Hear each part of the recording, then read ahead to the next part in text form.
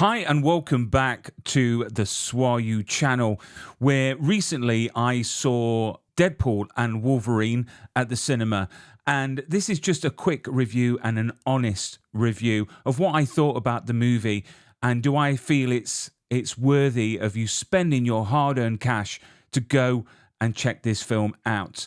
So if you're ready, close your ears if you haven't seen the movie because there are some spoilers, but let's get into Deadpool and Wolverine. So far, it's grossed over $820 million worldwide, which is crazy, especially when it only got released literally over a week ago. That makes it the second biggest release of this year, just behind Inside Out 2, that currently is grossing in $1.5 billion at the box office, which is crazy for an animated feature. So the question is, did I enjoy it? Yes. Did I love it? Yes. And you may be thinking, why is he hesitating on the love part? Well, let's get into this because I've been a fan of Wolverine and Deadpool for many, many years. Wolverine even more since the first X-Men movie came out. And this sees Logan coming back, which we never thought was going to happen, especially after the movie Logan. So Deadpool uses a few ways of getting these characters back through the TVA, which obviously was introduced through the series Loki, which I thought was a very clever way of getting these characters back on our screens. But do I feel the story was as good as the first or second Deadpool movie? No. And even though it was entertaining, even though it was full of action, I thought the story lacked depth. And it was filled, a lot of the holes were filled with the cameos, which again were crazy. If you blink, you will miss them. And we're going to talk about the cameos very, very shortly. But let's get into why I thought the story was lacking a bit of depth.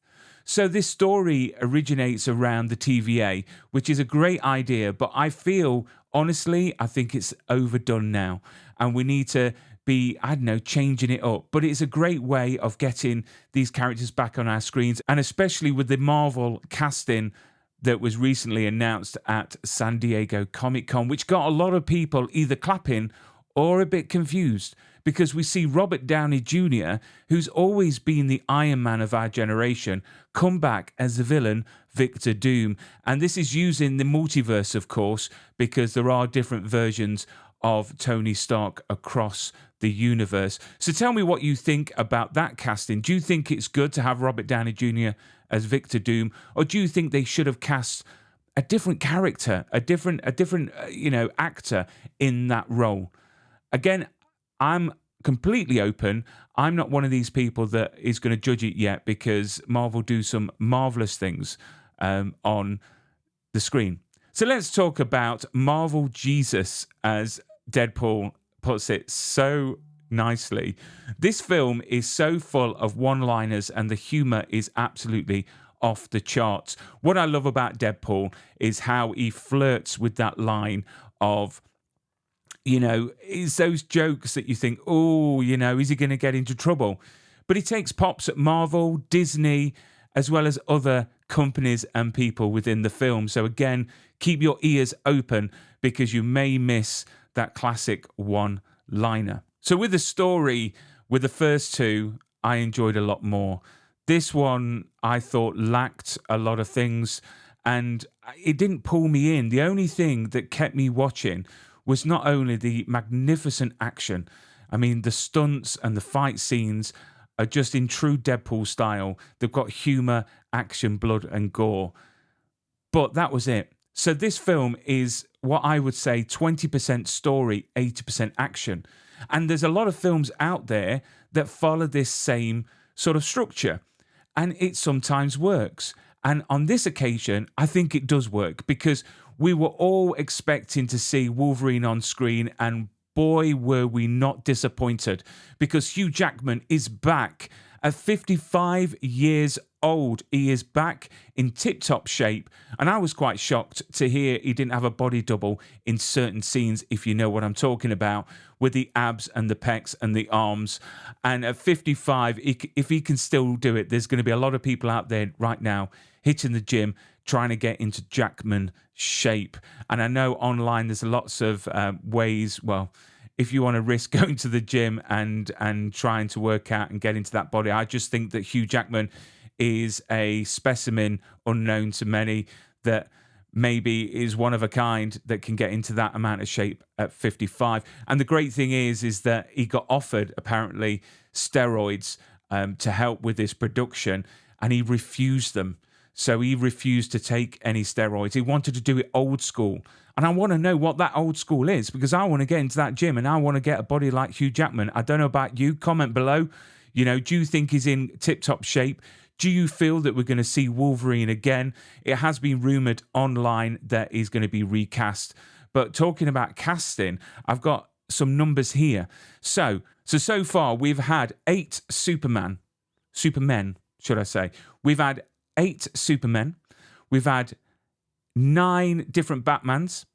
We've had 3 different Spider-Mans, and we've had 4 Hulks. But you know what? We've only had 1 Wolverine and 1 Deadpool. I don't think that we could replace Deadpool. I don't think we could replace Wolverine. Even though one of the cameos, let's talk about one of the cameos. So this might be a spoiler alert if, in case you don't go on the internet, which I'm sure you do and you know what I'm talking about. So DC, Man of Steel, Henry Cavill. So he makes an appearance in this movie, and it's been heavily rumored that he was going to appear in this movie as Wolverine, and we don't get let down. We see him don the cigar, don the facial hair, and the claws. I was a bit disappointed, even though I think that he looks the part, and I think he would do a great job if he did get cast. But what put me off was just before fighting with Deadpool, he does the fist pump warm-up thing from Mission Impossible. For me, that spoilt it. I was a bit disappointed with that. Again, tell me what you think, if you disagree or not. And then we've got different versions of Wolverine throughout the film, which is quite... It's hilarious. I dare you not to laugh. And then we go on to the costumes. The costumes in this film is absolutely amazing. And Wolverine, we see him don the classic yellow costume that we've seen for so many years in the comics, and we see him on screen. And the moment he puts on that helmet, oh my days, I want that helmet. I want it. If you know where I can get it from, please let me know, because I want a version of that helmet on my shelves behind me. And we know that there's going to be loads of people dressing up as that Wolverine at Comic Cons to come at LA or New York or your local ones. I'm sure people are going to be showing their respect for Wolverine and donning that yellow outfit. So I can't wait to take pictures and see those walking around. So let's talk about cameos, because that is one of the main things of this movie. This is the thing that people have been looking forward to the most, and it doesn't let us down. We see so many cameos played by the original characters, but then we see so many cameos that aren't portrayed by the original characters, which I thought was a bit of a letdown. Don't get me wrong, we had Aaron W. Reed as Juggernaut, and Aaron W. Reed was working on Free Guy with Ryan Reynolds before. He was a big muscle guy that fights with him, the doppelganger, which he does an awesome job. And he plays Juggernaut in Deadpool and Wolverine, and he does a great job. He looks spectacular, he really does. But I would have liked to have seen some of the original characters come back. Don't get me wrong, we do see a lot of them, but there's a few that I really wanted to see back in this film. So let's just briefly talk about some of the characters that were heavily rumored online. So it's not really a spoiler because it's everywhere. So we see Jennifer Garner come back as Elektra, Wesley Snipes as Blade. And can I just add, he looks spectacular as Blade, and I cannot wait to see him, don that Daywalker sword again on screen on a solo film, because Blade has been always one of my favorite movies. And also we've got Channing Tatum.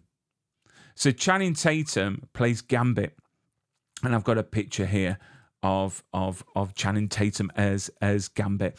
Tell me what you think. Do you think that he makes a good Gambit or not?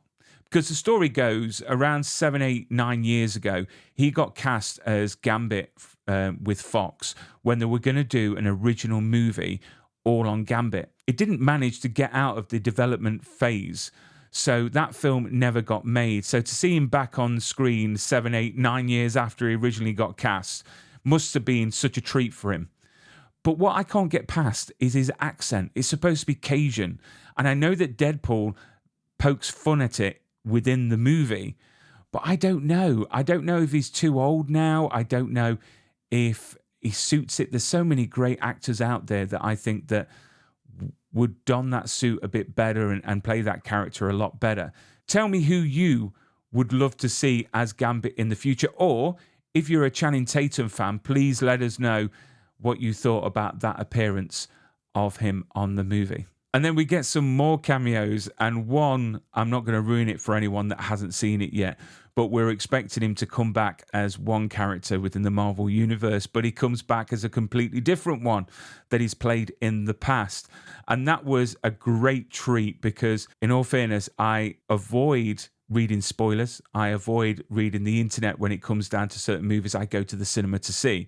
So to see him on the screen, it was great to see him. So overall, I thought this film was great. I thought it had, a lot of great one-liners. It was funny in true Deadpool style. Did I enjoy it? Yes. Would I pay to go back and watch it again? Yes. I feel that if you've watched it once, you need to watch it again because there's so many things on screen that you're going to miss something. There's so many one-liners, so many cameos, the background actors. You've got Toad in there from the original X-Men movie that you may miss. There's so many characters. So please, if you've seen it once, see it again and tell me what you think. But overall, I thought it was a great movie. Do I think that it's the best Deadpool? I think that with all the cameos, it's unfair to say because 1 and 2 didn't have all the cameos as this one did. And I do hope that we see Wolverine back on our screens because he's such a great character. He's done so many films for Marvel, and Hugh Jackman, for me, is just an absolute star. And I want to see those claws back on our screens very, very soon. But thank you so much for watching this video of a quick review of Deadpool and Wolverine. Tell me what you think. Tell me if you enjoyed the movie or any bits that you didn't like or you thought that they could have done better. Also, our Collector's Spotlight series is still going. If you want to be featured on the channel for your collection, doesn't matter what it is, if it's for pictures, Funkos, signed posters, props, get in touch at b.garner@swau.com and we can get you on the channel before you know it. So keep tuned for some trailer reactions, some interviews, and some lovely content from upcoming conventions from across the pond and the UK. And thank you for watching and being part of the SWAU journey and a fan of SWAU.